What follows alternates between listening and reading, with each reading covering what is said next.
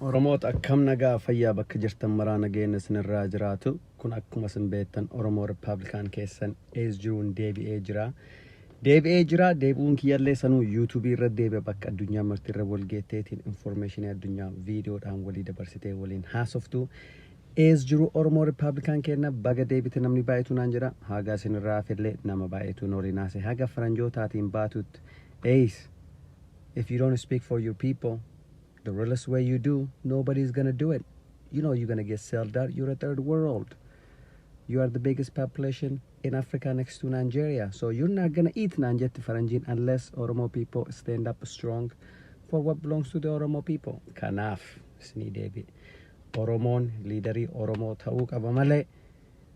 Oromoonni tunniin deemteetti nama OPDO'dhiif Jawaarillee warri OFC'llee warri martinuu deemeetiin Sumaalee liidarii taana jedhan. Dhiifama meen Sumaalee liidarii ofii qabdi achi dhaqinaa. Sumaalee liidarii isinii taana jettanii baazariin godhinaa.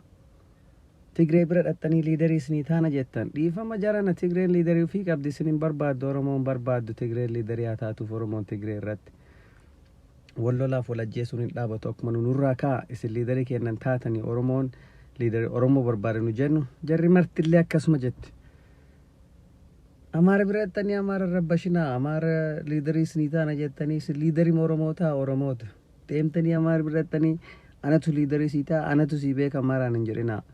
Akkuma Amaara nurras garagalee anatu liidarii sii ta'a anatu sii beeka jedhanii qabeenya qotatuuf inoonis jalaa saamii waa nyaatuuf cubbuu sirra dalaguuf.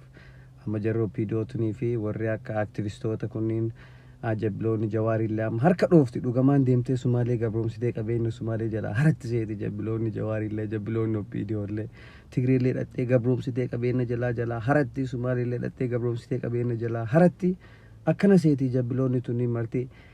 An jabbiloonni keessaayyuu bayyaan amma jibicha sangaa ta'uuf deemaa jira jaran.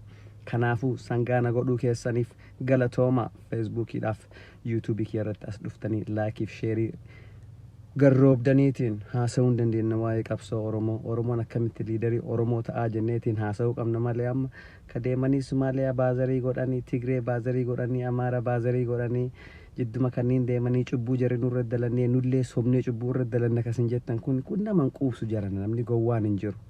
Harreen yoo tuumachiitti fe'an ofirraa dhiitattii jedhan.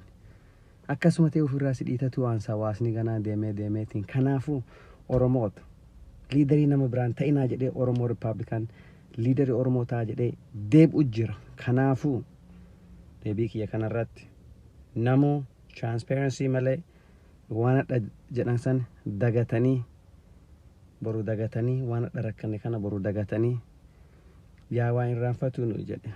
Hacaaluun akkuma Hacaaluun jedhe san jedhiftanii ufin irraanfatina waan kaliin irra dalaganii dagatina akkuma afaan Oromoo lafa gad darbine afaan Amaaraatiin Oromoo barbarsiifne habashitti Oromoo mara dachaafna ka jedhan kanan fudhannu kaa.